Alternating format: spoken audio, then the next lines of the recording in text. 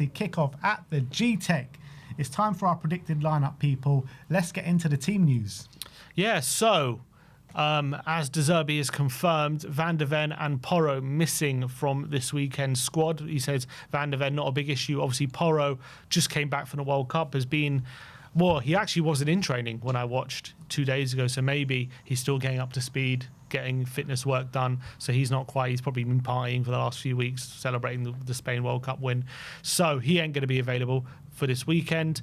Kudus is out in Ghana for personal reasons at the moment, but he said he's very close to a return. So I'm hoping once he comes back next week, he'll be ready to train again. So it sounds like he's nearly there. He claims, De Zerbi claims Sar's picked up a hamstring problem, a small problem. That's what he claims. We'll have to wait and see if there's a link to a move. That lasts till the end of the transfer window. Yeah, potentially.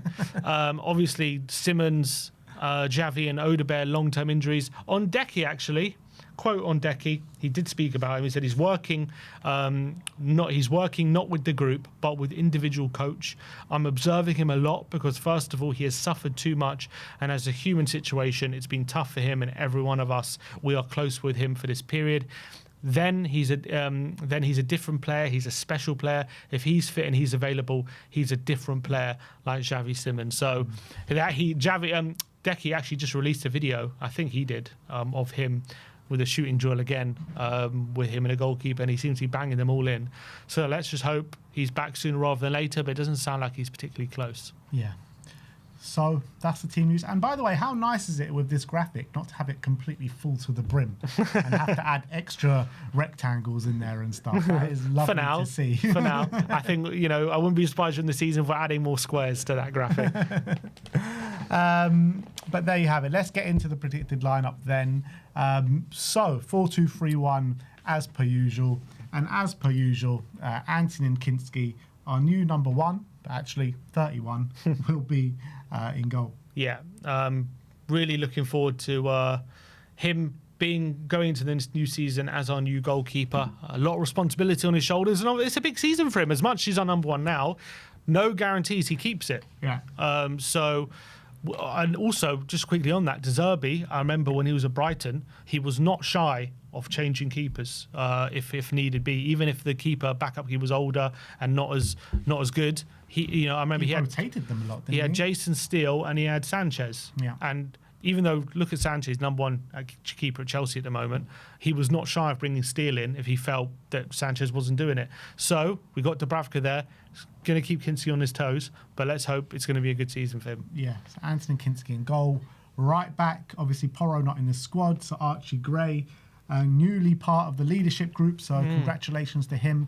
And he's most likely going to be leading the team out tomorrow in the Premier League. Madness, isn't it? Captain Archie Gray. I know it's funny that he was being captaining through pre-season, but we're like, but once the season starts, he's obviously not going to be captain, is he? And now the season's starting, and he's actually going to be leading out the team in a Premier League game as captain, 20 years of age, which goes to show how much we think of him. So, yeah, really proud of him, but hopefully he does us proud on Saturday. Yeah. So Archie Gray, alongside Archie Gray, it is going to be Jan-Paul van Hecke to make his official debut for Tottenham Hotspur. Yeah, big day for him. He's going to have his hands full with the very pacey front line of Brentford. And that's obviously the big worry. A lot of people going into this game, we'll get into it in the preview about the pace of Brentford and our back line. But yeah, Van Hecke, it's going to be a big game. Hopefully he plays like he has been mostly in pre-season. Yeah, and it's going to be two debutants to form the back. They're going to need to get up to speed with things very quickly, aren't they? Because it's going to be Senesi alongside Jan-Paul van Hecke, who've never played with each other in a competitive game. So they're going to be thrown straight into the deep end. Yeah, I think we definitely saw flashes of what they both can do on the ball together against Hoffenheim, and that was really positive. We also saw flashes of maybe there could be some struggles with keeping the opposition out, albeit we did keep a clean sheet. So let's hope that partnership builds and it becomes something that we can see for a while, albeit, you expect probably Van de Ven to come in next week. But I think this could be a partnership that aggressive, strong, but most importantly, brilliant on the ball. Yeah, and it's just amazing that we just don't need to rush Van de Ven back now. Like, Senesi's got this, you know what I mean? Left back, I think it will be Andy Robertson, albeit a doggy is in the squad going into the game, but he's just has barely trained, hasn't played throughout pre-season. So Andy Robertson at left back, and you do look at that back line, and it is very slow, isn't it? You've got an ageing Robertson, you've got Senesi and Van Hecke who've not blessed with pace, and then you've got a central midfielder at right back. Yeah, and who's not the quickest. I wouldn't say he's slow, but he's not exactly rapid. He's probably the quickest out of them. Yeah, I think definitely a concern. One thing you would say is they're all very technically proficient, all very good on the ball. You trust that when we have possession, they're not going to be liabilities. They will be able to keep the ball to a certain extent and help us build up through the lines. But definitely if we're being counter-attacked on, or there's a transition on, you do worry for them. I think you'd have to say, especially against Brentford, who got Utara, Schade, Igor Thiago, all very quick players and all very physical players. So definitely a concern going into this game, you have to say. And also 3 debutants in the back line as well. Yeah, so they're not going to be all cohesive as well on top of that. Yeah. Though they might not be. Who knows? Going into the midfield, right side of the pivot will be Sandro Tonali, another debutant. Obviously, our record signing, 100 million. Very much looking forward to seeing him play. I'd actually say he's left side of the pivot, isn't he? Because I think that's where he's been playing. Yeah, maybe. But I think for Newcastle, did he usually play on the right? He did. He did play on the right for Newcastle, but for us, I'm pretty sure he's been playing on the left. But anyway, not a big difference. Right or left, he's going to be in the central midfield. He'll be there. He'll definitely be starting. Going to be his full debut. Big game for him. But the big question is who partners him. I think it will be Lucas Bergvall, to be honest. I think Mateus Fernandes, they're still going to ease him in with the kind of fatigue issues that he did have. So, I think it will be Lucas Bergvall. I prefer to see Mateus Fernandes, to be honest, because I'm just so excited for Mateus. But yeah, just ease him in. Don't need to rush anyone back. He is in the squad, which is obviously a massive positive. But again, like if he starts Lucas Bergvall in this game, does that mean he's staying? Or is there still going to be a move in the offing in the last week of the window? Who knows? I think we want him to stay, so we're trying to give him encouragement if he does start, that is. But I think there are no guarantees. I think if that 60 million offer comes in, I think we probably take it regardless. But I think we're trying to say, I think we'll probably try and give him the message, you're playing well, you've played a lot in pre-season, and if you're playing well, you're going to keep your place in the team. I do think there is a chance Fernandes plays, actually, thinking about it. There is a chance, of course. Because obviously he played that game against Hoffenheim and behind closed doors, played quite well, got an assist, was looking good. So, definitely ZERBI could just decide, look, I think Fernandes is the best choice, he's the better player. But I think I just get the feeling, my gut tells me Bergvall's going to start. He's going to give him an opportunity. He's going to show some trust in him. And then, look, if he doesn't have a good game, he'll be out the team next week. We'll see. But hopefully he repays that trust. But obviously, I do think it's a matter of time, of course, until Fernandes gets in that team, regardless of whether Bergvall has a good game or not. Fernandes will obviously be in that team eventually. The whole Brad Friedel and Hugo Lloris situation. Yeah, I mean, it could very well be something like that, yeah. In the number 10, I think, lacking in numbers there. So Conor Gallagher, I think, goes straight into the 10. Obviously, he spoke about it in the press conference. Look, not the ideal 10, no, but I do think he serves his purpose. Yeah, and I think what he gives is energy, physicality, hopefully late runs in the box, and someone who's able to finish off moves. But yeah, I think I just don't want to see Gallagher in the 10 long term, but we might have to in the near future. That's just the reality. Maddison clearly just getting up to speed. I don't think he's ready to start. I don't even know he's ready to come on for a significant period of time, in my opinion. But hopefully, look, he's in the squad. I don't think he puts him in the squad unless he thinks. I reckon he gets minutes. Yeah, but I don't know. Could he even play half an hour? He didn't even look ready to do that on the way. I think maybe again similar to last season, give him 5-10 minutes, or maybe more. Who knows? But he's put him in the squad for a reason. If he didn't think he was ready to get minutes, he wouldn't put him in. So he's ready. Well, you say that. Last season he put him in when he wasn't able to get minutes. True. Yeah, you're right about that. To be fair, but let's hope Gallagher. To be fair, back end of last season he was playing a bit better, wasn't he, Gallagher? So let's hope we see performances similar to that. A player that we didn't actually think about is Rodrigo Bentancur. Yeah, like Bentancur like you would say, is probably a better player than Bergvall at this moment in time. Is there a chance for Bentancur to start this game? Of course there is, and of course he has the trust of the manager because of what happened last season. And we saw he was ahead of Bergvall last season, wasn't he?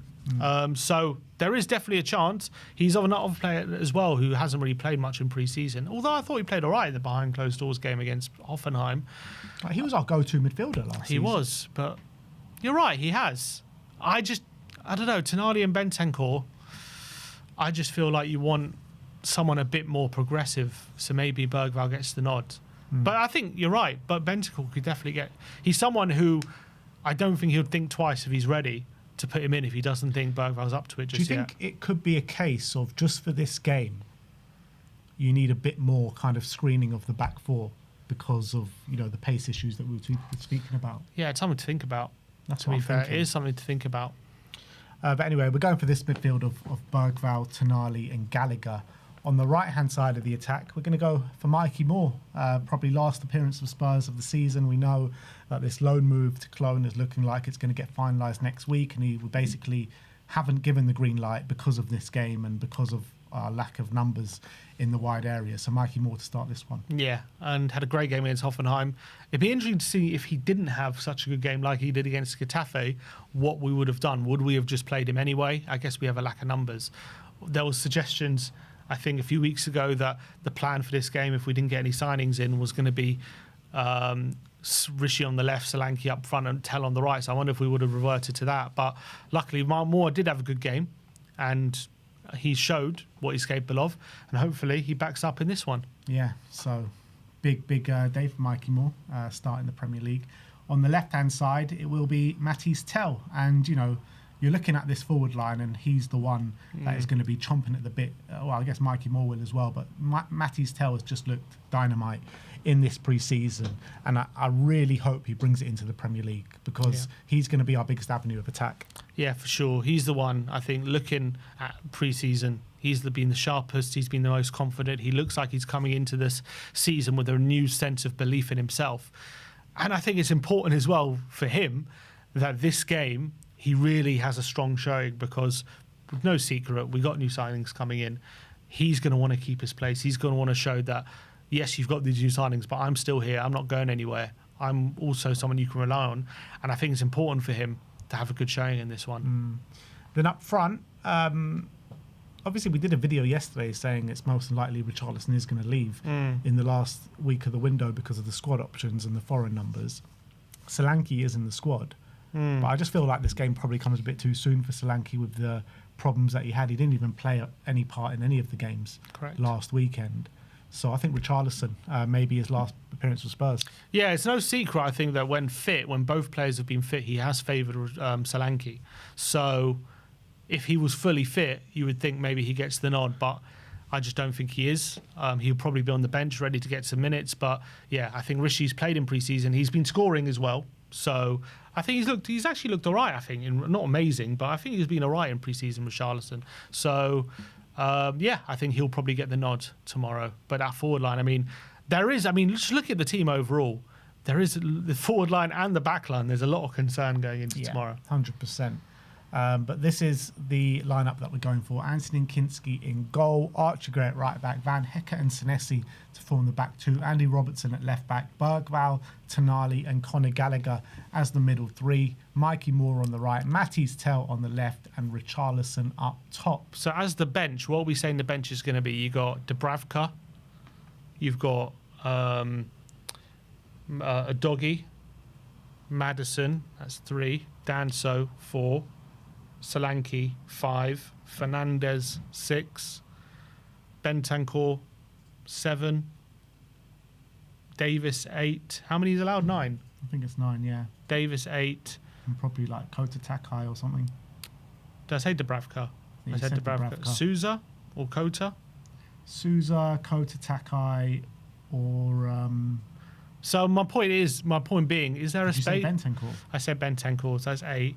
So my point being, could there be a place for Luka Williams-Barnett tomorrow if we really wanted to? Yeah, 100%. 100%. So, but are we more likely to choose Kota and Souza over him?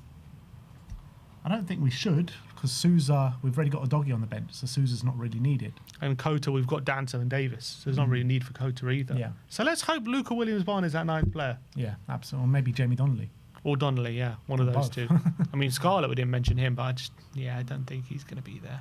No, there's no need for Scarlett. But the thing is, and there actually is a need for Luca Williams-Barnes, because we don't have any wings on the bench. Yeah, well, he's a 10, but yeah, no 10s on the bench. Well, either. he's been playing out We've wide got for Madison, us. yeah. He's been playing out wide for us. Yeah, he's been playing out wide. So we don't have another wide player there. So I think we have to put him on the bench. You'd think so. You'd think so. I hope so. Let's see. Let's see tomorrow. But that is our lineup. Let us know your thoughts in the comments section below. What do you think the lineup is going to be come 5:30 at the G-Tech tomorrow in the Premier League curtain raiser?